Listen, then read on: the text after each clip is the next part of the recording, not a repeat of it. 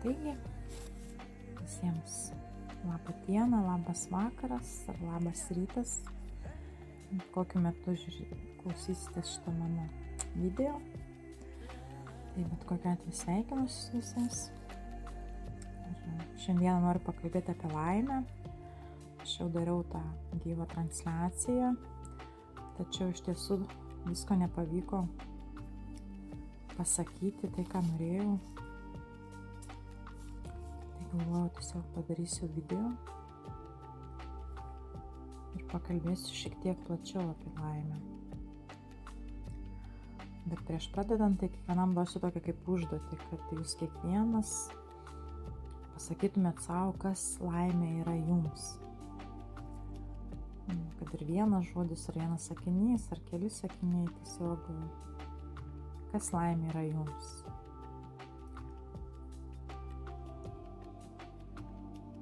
Gal kažkam tai sveikata, gal kažkam tai pinigai, gal kažkam tai artimieji, artimųjų laimė, kažkam tai šeima, namai, automobilis. Tiesiog įvardinkite, kas laimė yra jums, su kuo jums asocijuojasi šitas žodis.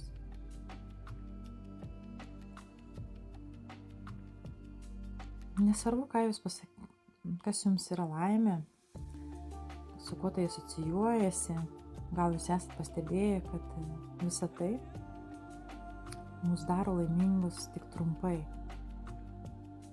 Tarkim, jeigu sekasi mano vaikams, aš esu laimingas, bet tik tol, kol jiems sekasi. Arba jeigu aš turiu pinigų, aš esu laimingas, bet tik tol, kol jų turiu. Arba jeigu aš įsigijau kažkokį naują daiktą, aš esu laimingas, kažkiek tai laiko. Ir kodėl taip yra? Nes yra toksai reiškinys kaip savaime suprantamas. Bet kas mus tuo tarpu padaro laimingu ir tampa savaime suprantamu reiškiniu mūsų protu. Tai tiesiog tampa savaime suprantamu. Santykiai, pinigai, turtai, daiktai, kad ir kas tai bebūtų, tai tampa savaime suprantamu reiškiniu. Tiesiog tu pripranti prie to ir tavo protas jam jau nebeįdomu, jis jau ieško naujo pasitenkinimo šaltinio. Tiesiog aš tai jau turiu, tai gerai, dabar noriu to, ko neturiu. Nes jeigu turėsiu tai, ko neturiu, tai aš būsiu laimingas. Ir tai toksai užburtas ratas, niekada neištrūks iš to rato. Kodėl? Nes visa tai yra reikalinga ne mums, mūsų kūnui, mūsų protui, mūsų ego tenkinimui, mūsų pojūčių tenkinimui, bet ne mums patiems. Visi mūsų pojūčiai, uoslė, klausa, rega, skonis, lietimas, tai yra mūsų fizinio kūno. Ir visa tai mums, kaip ir pats fizinis kūnas, yra reikalingas pažinti pasaulį. Mums pojūčiai yra reikalingi, kad mes pažintumėm pasaulį, pažintumėm gyvenimą per pojūčius. Tačiau daugelį atvejų mes tiesiog tampame viso to vergais. Ką aš turiu omeny sakydama mums ir atskirdama tai nuo fizinio kūno? Tai tiesiog, kad save reikia suvokti kaip energiją, kaip sielą, ne fizinį kūną. Jeigu save tapatini su fiziniu kūnu, tada dažnu atveju ir tampi viso to fizinio kūno, to viso poreikių, to proto žaidimo vergu. Jeigu save suvoki kaip kūną, tada gali bandyti tikėtis, kad pasitenkinsi. Tačiau laiko einant tikrai pajusi, suprasi, jeigu analizuosi, kad pasitenkinti yra neįmanoma, todėl kad protas yra labai nepastovus, jisai niekada nejaučia pasitenkinimo, jam niekada nebūna gerai. Bet jeigu save suvoki kaip amžiną esybę, kaip sielą, tai tuo pačiu turi suvokti, kad tie jutiminiai pojūčiai tau reikalingi tam, kad pažintum pasaulį, o ne tam, kad taptum to pasaulio vergu. Kaip dažnu atveju ir būna, mes tiesiog tampame savo pojūčių, savo proto ir savo ego vergais.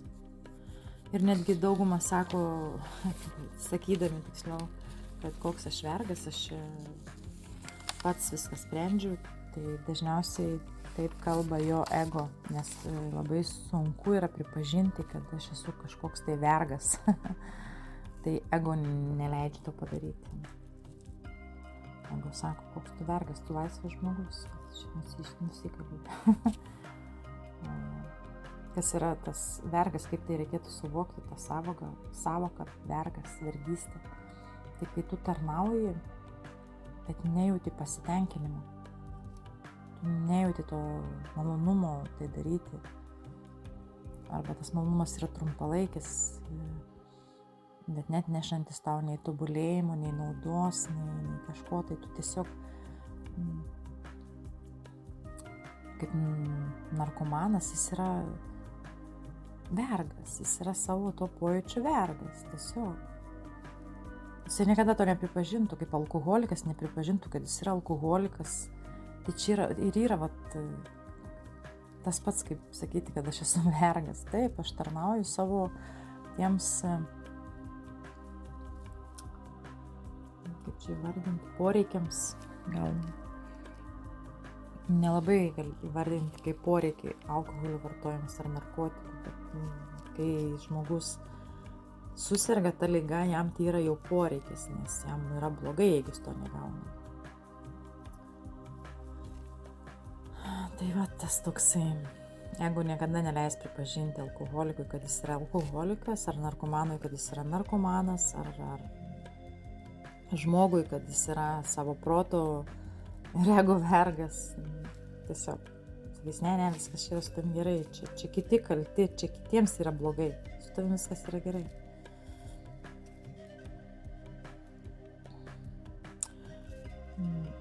Ir dažnu atveju tai, ką mes vadinam laimę, arba galvojam, kad tai yra laimė,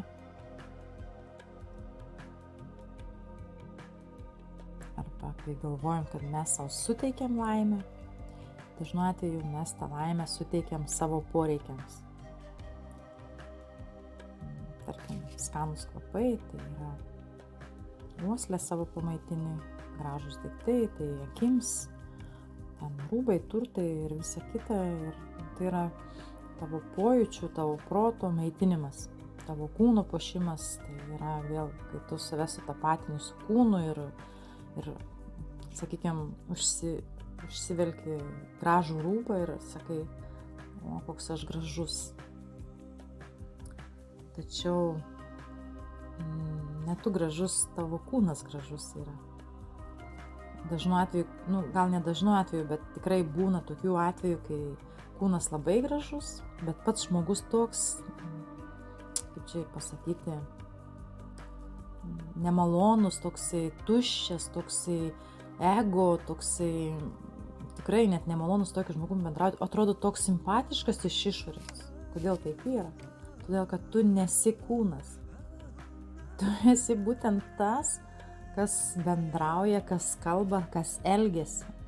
O kūnas tai yra tavo tik tais tas pavidalas, kaip tavo rūbas, bet ne tu. Yra toks dar geras posakis, kad sako, ne rūbas puošia žmogų, bet žmogus rūbą. Tai čia tokia labai gili prasmė to pasakymo iš ties yra, kad reikėtų pamastyti. Dažnai būna taip, kad žmonės puošia savo kūną ir laiko save gražiais. o išties yra labai negražus, labai purvini, labai susitepę, labai negatyvūs. Kitiems jie net smirda. Taip, kurie yra labai, tarkim, energetiškai jautrus, jie gali užuosti netgi tokio negatyvaus žmogaus, tokį blogą kvapą.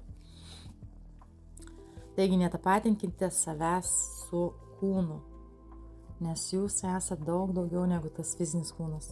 Todėl, kad fizinis kūnas, jisai gimsta, sensta ir miršta. Jeigu jūs save laikote fiziniu kūnu, tada jūs turite suvokti, kad jūs tiesiog viskas tampa labai beprasmiška. Tiesiog gimiau tam, kad mirčiau.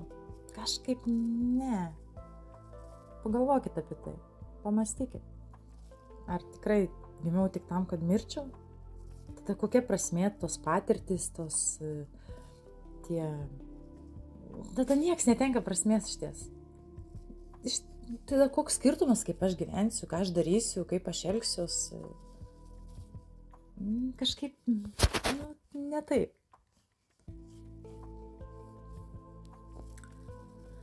Taigi, tęsiant toliau temą apie laimę, reikėtų pradėti nuo to, kad turit suvokti tai, kad jūs nesate tas fizinis kūnas.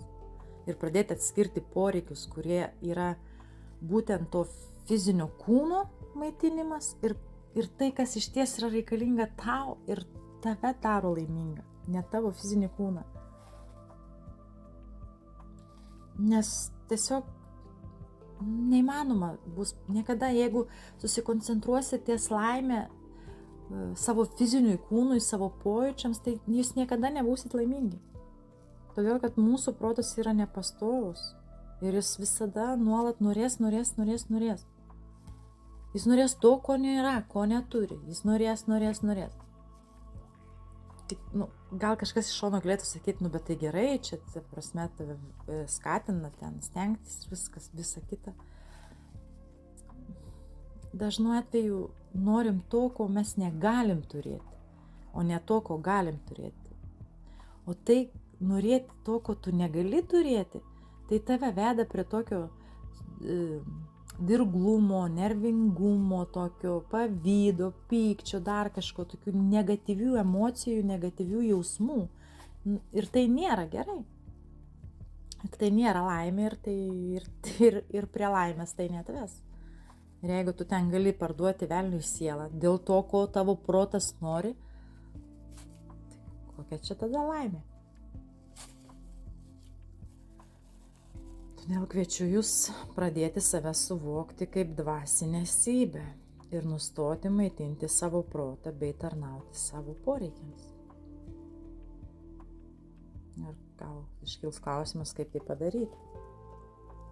Pirmiausia, tai reikėtų pradėti pažinti save, tikrąją save kaip sielą, kaip dvasinę esybę ir pradėti pažinti savo kūrėją. Priimti tą tiesą, kad tu esi siela ir kad yra kūrėjas, kuriam tarnaudamas atrasi tikrąją laimę.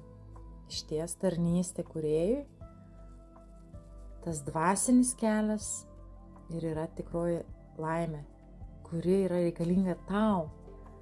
Mūsų protas tai atmeta, jis sako ne, todėl kad mūsų protui, fiziniam kūnui, tai nėra gal laimė. Kokia čia laimė ten eiti melstis, kūnas gal norėtų tuo tarpu kažką kitką veikti, bet tau to reikia, nes tu esi dvasinė būtybė, tu esi siela, tai tau reikia to kūrėjo, tau reikia to dvasinio kelio. Tai yra tavo laimė. Kad ir tavo kūnas, tavo protas sakys ne, tavo ego sakys ne, tu turi apsispręsti, ar tu nori maitinti, būti būtent tarnas savo kūnui ir savo protui, ar tu nori kurti savo gyvenimą kaip dvasinė būtybė. Nes aš dar kartą pakartosiu, kad mes ieškom laimės fiziniam pasaulyje, nes pamiršome, kad esam siela ir sutapatinam save su fiziniu kūnu. puošiam savo kūną, puoselėjam, grožimės, tarsi būtumėm mes patys. Mes sakom, o žiūri veidrodį, o koks aš gražus.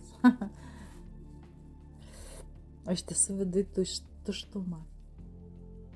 Bedvasis toks, kaip sako, bedievis taip pat. Eina keikėsi, spjaudosi, kankina kitus, piktažodžiauja, meluoja, smurtauja, bet pasižiūri veidrodį ir sako, koks aš gražus. Tai jau turėtų jums duoti kažkokį tai impulsą susimastyti. Išties, ar aš esu tas fizinis kūnas ir gimiau tik tam, kad mirčiau, tai tada kaip ir tikrai nėra jokios prasmės nieko daryti. Tai gal tu esi tai, kas varo tą fizinį kūną, kas suteikia tam fiziniui kūnui tą energiją, tą gyvybę, tu ir esi ta gyvybė, nes tu esi ta būtent dvasinė esybė, ta siela. Nes mirus tas rūbas, mūsų fizinis kūnas, virs į dulkes ir viskas, ką kūrė žemėje, išnyks. Tiesiog nieko neliks, tu mirsi, tu nemirsi, tavo fizinis kūnas mirs ir kartu su juo mirs viskas, ką tu čia kūrė šioje žemėje. Išliks tik, tu išsineši iš čia tik tai, ką sukūrė tavo siela dvasinėme kelyje, tik tą patirtį. Taigi pagalvokit, ar verta dėti indėlį į fizinę materiją, jei visą tai tik laikina.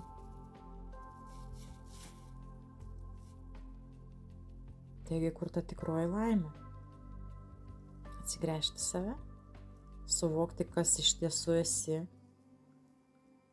ir tada paklausk savęs, ar viso to tau reikia, ar viso to reikia tavo kūnui. Pradėk atskirti save nuo savo fizinio kūno. Ir suvok tą esmę, kad fizinis kūnas tau reikalingas tik tais tam, kad tu patirtum gyvenimą. Bet kaip dažnu atveju būna,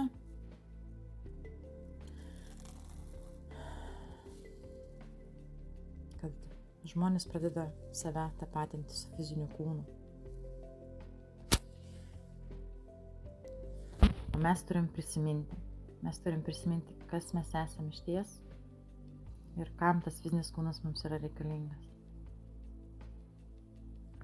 Nes kad visos tos patirtis, visas tas kelias mums yra būtent tam reikalingas, kad mes prisimintumėm, kas esame išties.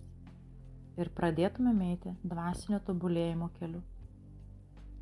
Nes mes esam dvasinis būtybės. Suprantat? Tu esi dvasinė būtybė, tai tu ir turi eiti dvasinio tobulėjimo keliu. Jeigu tu būtum fizinis kūnas, tai taip, tada tu turėtum eiti fizinės materijos tobulėjimo keliu, sakykim taip. Puoselėti kūną, juo ten labai rūpintis, ten. Kaip dabar yra šiame pasaulyje. Todėl, kad šitas pasaulis yra iškreiptas ir jis būtent taip ir sako. Yra tas grožio kultas, sportas, etalonai, kad kas yra gražu, lieknas kūnas, gražus kūnas, makijažas, moteris gražios, plaukai ilgi, kosmetikos ten belenkiek, vyrai tokias žiūri, jiems gražu, ten viskas dirbtina, moterims gražu, vyras ten atletiškas.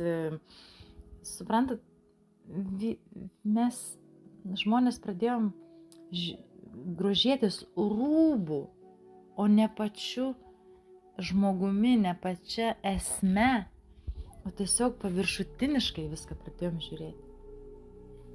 Ir tai tapo normą. Toks yra šio pasaulio, sakykime, šio pasaulio kontrolierių tikslas, tai toks yra, kad mes kuo toliau atitoltumėm nuo dvasinio kelio, atitoltumėm nuo kūrėjų, atitoltumėm nuo savo pagrindo, savo šaknų.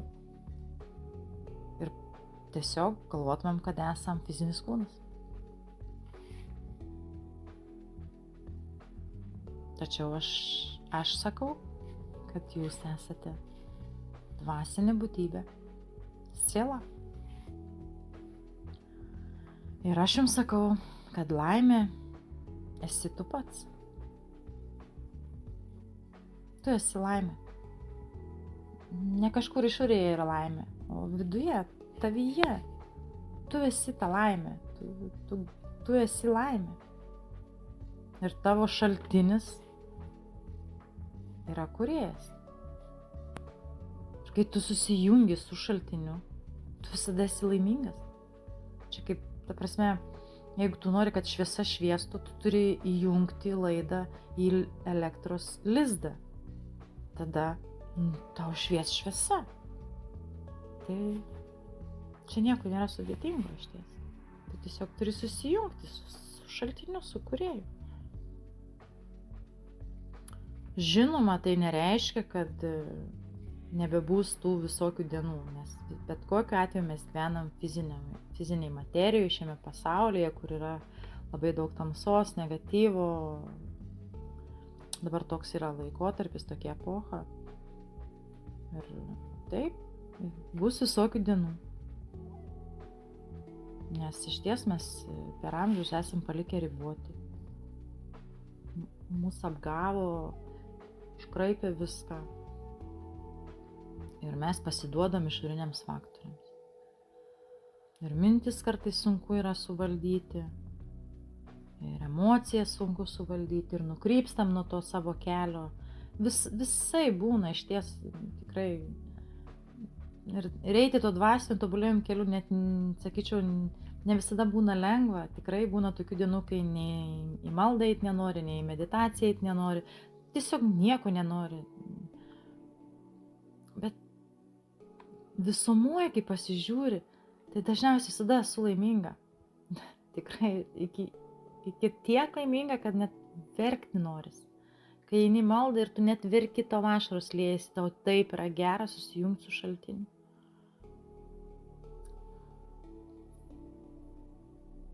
Tiesiog laikui einant, tu pradedi būti pats atsakingas už savo laimę.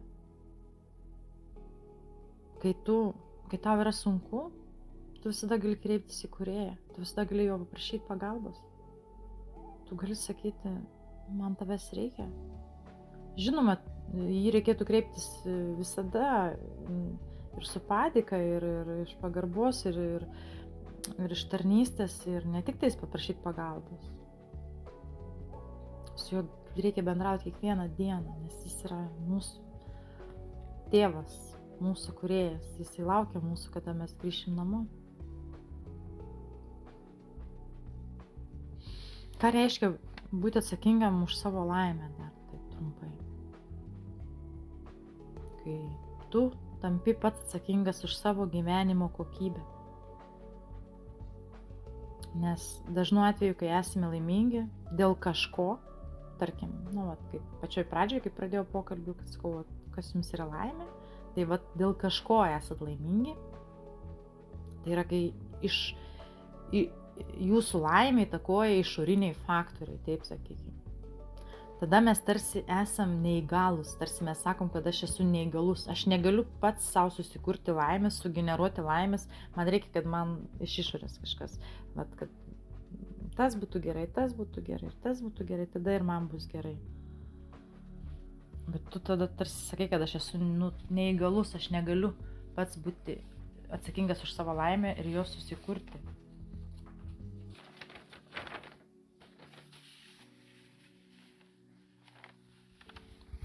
Čia kaip pavyzdys būtų, tarkim, vyras ir moteris jaučiasi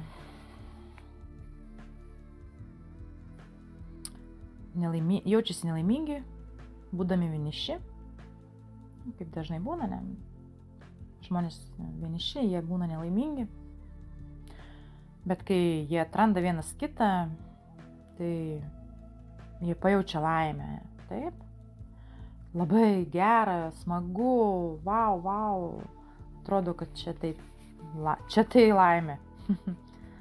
Tačiau kas atsitinka, laikui einant, ta laimė išgaruoja. Nes atsirado buitis ir tiesiog ta laimė kažkur dingsta. Ir kodėl taip yra? Labai paprasta. Kadangi jie laimės neturėjo savyje prieš susitikdami. Jie buvo nelaimingi. Jie nei vienas, nei pas vieno, nei pas kito nebuvo laimės viduje. Tiesiog įvyko, kai jie susitiko, įvyko tas toksai cheminė reakcija, kuri tuo metu sukūrė tokį laimės pojūtį. Pojūtį sukūrė, bet ne pačią laimę. Ir tiesiog kažkiek laiko praėjus, kai santykis tapo savaime suprantamu mūsų protui, nebeliko to laimės pojūčio. Todėl, kad tu viduje, jeigu jo neturėjai iki tol, tu ir neturi dabar.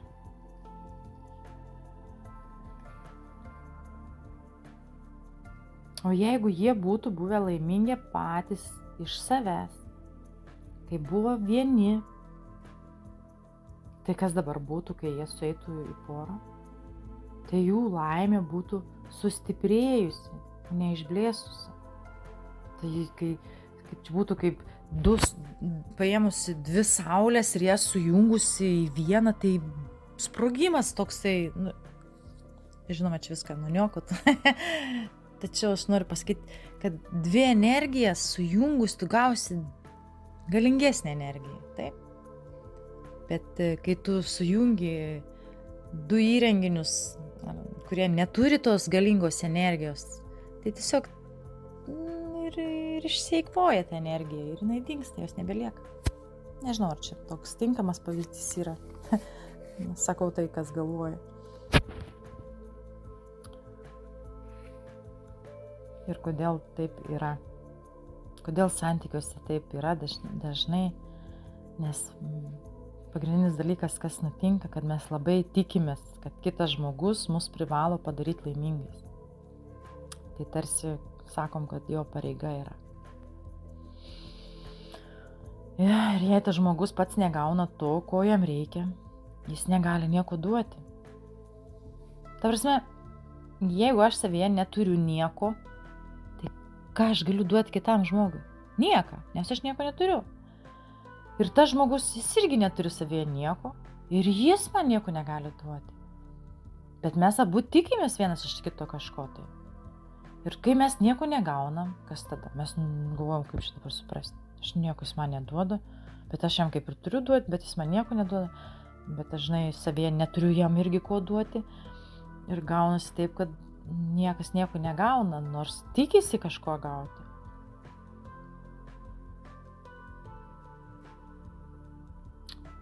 Viskas būtų kitaip,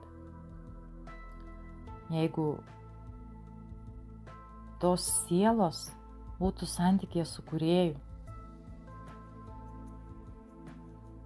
Jeigu būtent santykyje su kūrėju, tada tiesiog nei vienas nieko nesitikėtų iš to santykių, iš to žmogaus.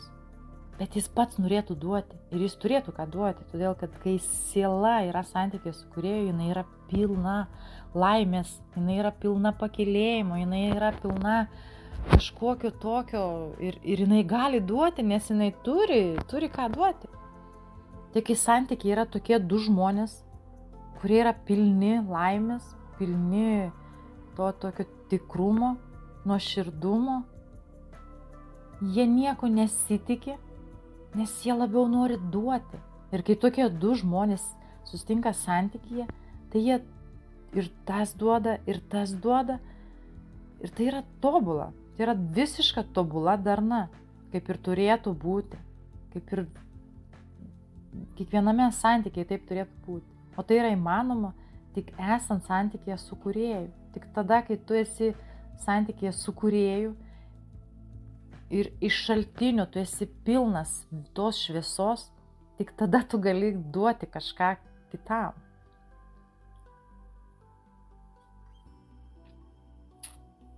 Galime aptarti kitą situaciją, sakykime, kai įsigijate naują automobilį, kokios yra emocijos, tai tai laimė ir vėl čia perteklina laimė, jinai trykšta per kraštus. Jeigu tai yra dovana, tai einate dėkoti tam, kuris padovanojo. Žinoma, emocijos, kaip sakau, trykšta per kraštus. Ir labai gera, ir visi labai laimingi. Tačiau kas nutinka laikui einant, kad ta laimė slūgsta ir išblėsta visai. Ir ten kažkiek praėjus laiko, jūs jau nebegalvojate, kad o kaip smagu, kad turiu automobilį, jūsų protas jau galvoja, tarkim, oi kaip noriu atostogų, noriu naujų rūbų, santykių ar dar ko nors. Žodžiu, noriu to, ko dabar neturiu, o tai, ką turiu, gerai turiu. Ir viskas, ir nebėra tos laimės dėl to daikto ar ten kažko. Ir taip veikia mūsų protas. Jis laimingas yra momentaliai, bet taip pat greitai ta laimė ir nuslūgsta ir jinai dingsta. Nes protas jisai šokinėja nuo vieno laimės objekto prie kito. Minėjau, bet dar galim pakartoti tą patį, kad protą galim prilyginti kaip narkomanui. Kai jisai gauna dozę, sakant, jaučiasi labai gerai, 9 dangui. Ir dar poveikiui nesibaigus, jis jau galvoja, iš kur gauti kitą dozę. O taip veikia mūsų protas. Jis niekada nepasisotina ir niekada išties nėra laimingas. Tai yra tik tais iliuzija, laimės iliuzija. Jis sukuria laimės iliuziją, kad jūs apgautų, kad tarsi jums sakytų, jeigu tu darysi taip, kaip aš tau sakau, tai tu būsi laimingas. Jis nori vadovauti jums. Tai galim pasikartoti, kad tiesiog ieškoti laimės išorėje yra neverta. Mes turim atsigręžti save, į tikrąją save, pažinti kūrėją. Pažinti kūrėją mes galim per jo kūrinyje, per gamtą, per save. Pirmiausia, pažink save. Kaip tai padaryti? Yra tokie,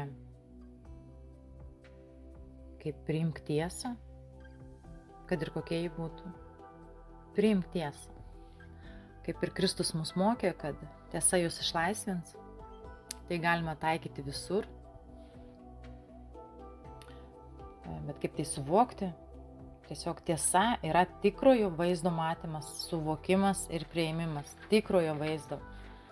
Tikrojo. Ne iliuzinio, ne to, kur tau protas pakišinėja, ne to, kur tau pasaulis pakišinėja, bet tikrojo vaizdo matymas, jo suvokimas ir priėmimas. Šiuo atveju tai yra pamatyk save kaip sielą, suvok tai ir priimk tai. Priimk save, nebandant pakeisti,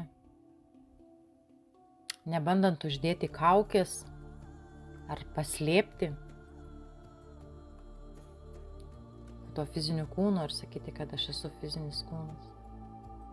Ne, tai esi tobulas kūrėjo kūrinys. Priimk tai, suvok ir priimk tai. Mums pasaulis rodo iliuziją, kad laimė tai pinigai, santykiai, rūbai, grožis, pramogos, kelionės ir visa kita. Tačiau visa tai yra laimė mūsų pojūčiams, bet ne mums. Mes galim gerai jaustis, keliaudami, matydami, pažindami. Taip, mums to reikia. Mes galim gerai jaustis, nes mes taip susipažįstam su pasauliu. Čia yra viskas labai gerai. Tačiau nereikia tapti viso to vergu. Noriu dar ir man niekada negana. Tai jau yra proto, vergavimas protui, nebe pažinimas pasaulio gyvenimo.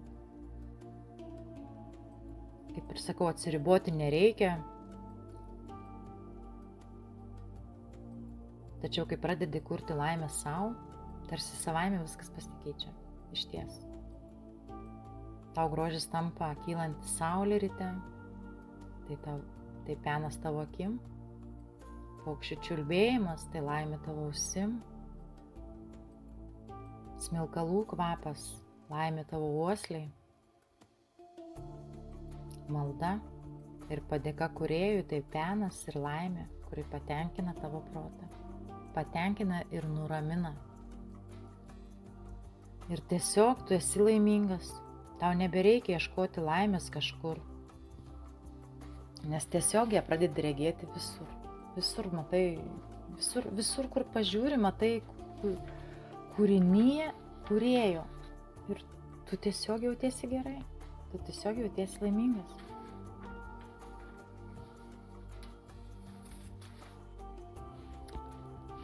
Taigi, laimė yra mumyse, ne išorėje. Laimė esi tu ir santykis su kūrėju. Nes tu esi dvasinė būtybė, siela, ir tau yra reikalingas dvasinis penas. O fizinis kūnas mums yra tam, kad mes patirtumėm gyvenimą, tam, kad susipažintumėm su gyvenimu šiame pasaulyje. Bet nereikia savęs sutapatinti su kūnu, su tuo rūbu. Ir tuo rūbu rūpintis labiau negu savim pačiais. Čia tas pats kaip ant purvino kūno mauti švarų rūbą. Tiesiog. Nuo to nei gražesnis pasidarai, nei švaresnis, nei labiau kvepėsi. Tiesiog. Geriau ant švaraus kūno mauti švarų rūbą, kad visame kame būtų darna, pusiausvyra. Reikia ir tos fizinės materijos, nes mes esam neatsiejami nuo to, kadangi gyvenam šiame pasaulyje. Tačiau netapkite vergais šio pasaulio. Geriau tarnaukite kūrėjui ir šviesai.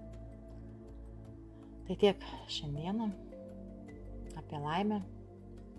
Jeigu įdomu, dalinkitės, prenumeruokite mano kanalą. Ateityje bus daugiau video ir meditacijų. Tai iki susiklausimo kitą kartą. Apkabinu, laiminu ir siunčiu daug meilės bei šviesos.